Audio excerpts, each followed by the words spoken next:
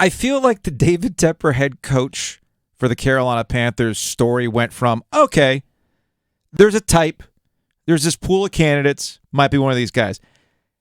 I leave on Friday to go to Tampa for a kid hockey tournament, and I come back today, and I'm trying to get, recalibrated with what I might have missed outside the obvious, like in terms of games that were played. What are we up to now, Giglio? Are we up to like 20 different dudes now? I keep hearing new offensive coordinator. Our guy Jonathan Jones goes on CBS on Sunday morning and says Ben Johnson, the offensive coordinator of the Detroit Lions, he's the front runner. He's leading the charge right now. I'm like, oh, okay. I guess I'll jot down some thoughts on whether or not that's a good idea, given Ben Johnson's career. But okay. But then today I'm like, whoa, wait a minute. I forgot Sean Payton's still in the mix, and we're waiting for all these things to play out before we really know what's going on with the New Orleans Saints ex-coach. I kind of sort of refuse to believe that the Saints would trade Payton to a division rival. Yeah, I'm with you on that. Because they have to trade him. This isn't Sean Payton sitting back and getting his choice of jobs. So the way this works is that in 2019, Sean Payton signed a contract extension with the New Orleans Saints, runs through 2024. He decided, I am done. I'm no longer coaching, but he's still under contract. We've seen this before. He's not the first coach to have this happen. So yes, if a team wants to hire Sean Payton, they're going to have to compensate the New Orleans Saints. And I think the entry price, the get-in price for Sean Payton, I'm guessing it will be a first-round is pick. a first-round pick. With Gruden when he went from Tampa to, the Raiders to Tampa. It is a first-round pick, which the Panthers do have. They do. They have the 9th pick in the draft. I would not trade the top 10 pick for a coach. There's no coach I would trade a top 10 pick for. Well, there are some people who feel differently from you, and we do know that David Tepper loves a shiny object. But here's where, to your point, it doesn't make a lot of sense for the Carolina Panthers to get Sean Payton now. You have the division rival aspect of this. So, okay, cool. You want our old head coach, and we got to see him in a Panthers sideline for who knows how long? Well, it's going to cost you more. So here's my question. What do the Panthers have to offer at that point? They're still dealing. They're still trying to recoup draft picks. Yeah, it's just the asset's not worth it. I think Sean Payton's a really good coach. Please don't get me wrong. Sure. But I don't think he's going to be in a position where he comes in and pulls a Brian Daboll, which is what everyone's going to be looking for now. Yes. Because the nebulous concept of good coaching, right? Sometimes you might ask, well, what does that mean, Joe? NC State doesn't have a good coach, or what does that mean that North Carolina got outcoached last weekend or whatever? It means look at where the Giants were last year, and look at where they are now, and look at what Daniel Jones did in that playoff game. My goodness gracious! Do you know what it really means to me, though, Joe? When I talk about it, let's mix a little sports here, but when I look at NC State's offense in football, far too many times they ask their receiver to go up and get a ball on a 50-50 play. Far too many times. They just want you to be the better player. How many times would you say in that Giants-Vikings game was the Giants receiver wide, screaming open?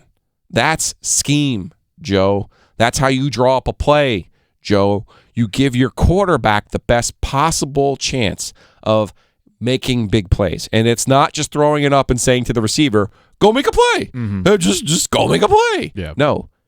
You scheme players open. And Darius Slayton running free as if it was a flag football pickup game on a Tuesday in Baton Rouge was bonkers to me. And it wasn't because the Vikings defense is that bad. It was because Brian Daboll had that thing locked in. There's horses for courses, don't get me wrong. I'm not saying the Giants aren't going to run into some problems this weekend against the Eagles, because they will. This is a team they're seeing for the third time. But man, oh man, did it look like Brian Daboll knew the answers to the test in that matchup with the Vikings. Here's what I think is going on with the Carolina Panthers, David Tepper, the owner, and Sean Payton. You got, 5 jobs that are open right now. Of the 5 jobs, where would you rank the Panthers in terms of desirability? Probably in the middle. Okay. It's definitely not the worst. I don't think it's the best, but it's definitely not the worst. If San Diego entered the chat, I know I think they fired their offensive coordinator today. because of the disastrous result against the Jaguars, right? They've got Justin Herbert at quarterback that everybody loves. Brandon Staley, the head coach, has been kind of getting knocked for his inability to push through when you've got this otherworldly talent in a cheap window, because Herbert's going to get a lot of money when he eventually hits free agency and everything else. That apparently Sean Payton wants that job, or that he really wants the Denver job. Places where he can probably exert some more control, too, which is something that Sean Payton clearly wants. I have a feeling. Which is why he keeps talking about Houston in the way that he does. It might be where he ends up. But. Could be. It could be. This is why I feel that the Panthers are actually once again being used for leverage purposes. I think they're just trying to gin up this, hey, man, there's all sorts of places that we could go to, and they're willing to pay this price. What kind of price are you willing to pay? Not just in terms of what you'll give in compensation to the Saints, because that obviously factors in, but also how much control, how much money are you willing to give Sean Payton to leave what is kind of a cushy existence, 2 years remaining on his contract while doing Fox hits, right? This has happened with David Tepper before on the quarterback side of things. They also know that he's willing to pay a lot of money if he truly views you as the shiny object of his desire. Hello, Matt Rule. Okay? Whereas like, no, that's my guy. I'm going to snatch him away from the Giants. So you're telling me, I think Sean Payton's agent is Don Yee. You telling me the agent ain't working that? That would be my fear for David Tepper, that he's kind of a mark in the NFL that people can use to up the price other places. I don't mind David Tepper turning over every stone. Mm-hmm. I don't. Your motto, though, for 2023... is the juice worth the squeeze? So can you bring in a Kellen Moore or a Ben Johnson or a Sean Strachan and be a productive playoff team? I think the answer to that is probably yes. Yeah. Can you keep Steve Wilks and bring in a good play caller? I think that's the answer to that could potentially be yes. To me, that's the easiest answer, okay? To me, Steve Wilks is the easiest answer. It is the obvious choice, and everything else is overthinking. Are you telling me, when it comes down to David Tepper's money, that he cannot lure a hot shot offensive coordinator? If I'm Steve Wilks, I don't know how the interview went, but if I were Steve Wilks, I would go into the office and say, look, man, I just went 6-6 with a shell of a team. Look at the quarterbacks that I won with. I'm a defensive guy, and I got the players who have bought in. I got a city that's down with me too, all right? I got connections to the Panthers. You got the checkbook. You go get whatever guy you want. Here's the list of guys who I think are really good offensive coordinators. Here's the checkbook. You go get that guy. I'll worry about defense. I'll be the head coach. And we will do the offensive thing that you want, man. Like, did you see who the Jets are? The Jets are in this boat, right? Yeah, Robert Saleh is a defensive coach. They went and got him from the 49ers, and he just fired his offensive coordinator.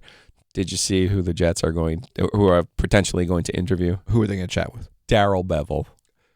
And I'm sitting here going, honestly, there aren't. I mean, this is like McAdoo. Yeah. Matt Rule was completely handcuffed last year. I understood that. Yeah, who's going to go work for guys who's going to get fired? Honestly. But if you were to say to Steve Wilks, hey, there are some guys out there that you potentially could get, then that's a good plan of action. Doesn't seem like it's going to be the one that the Panthers take.